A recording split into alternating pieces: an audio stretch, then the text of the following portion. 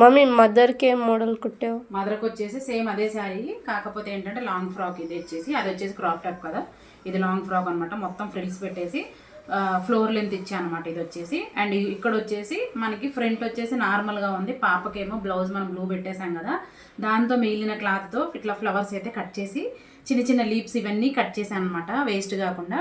So అవైతే ఇక్కడ stitch చేశాను అనమాట, అంటించలేదు, కుట్టేశాను, సూదితోటే కుట్టేశాను అనమాట, దారంతో. ఇదిగోండి, ఇది వచ్చేసి చేతులకి ఇలా పఫ్ ఇచ్చాను అనమాట, కింద పైన పఫ్ ఇచ్చాను. అండ్ బ్యాక్ కూడా చూడండి, ఈ మధ్యన బాగా ట్రెండ్ అవుతుంది కదా డోరీస్. సో ఆ బ్యాక్ కూడా నేను ఇలాగ డోరీస్ అయితే చేశాను అనమాట. చాలా బాగుంది, చాలా బాగుందనమాట. ఇది ఇట్లా అయితే పెట్టాను అనమాట. ఇంకా కస్టమర్కి పంపించాలి. యాక్చువల్గా ఏంటంటే ఇది మన సెలక్షన్ అనమాట. కస్టమర్ అనేది మనకే చెప్పారనమాట, మీరే మీకు నచ్చినట్లు కుట్టండి అని చెప్పారు. సో చూడాలి వాళ్ళ రియాక్షన్ ఎలా ఉందో.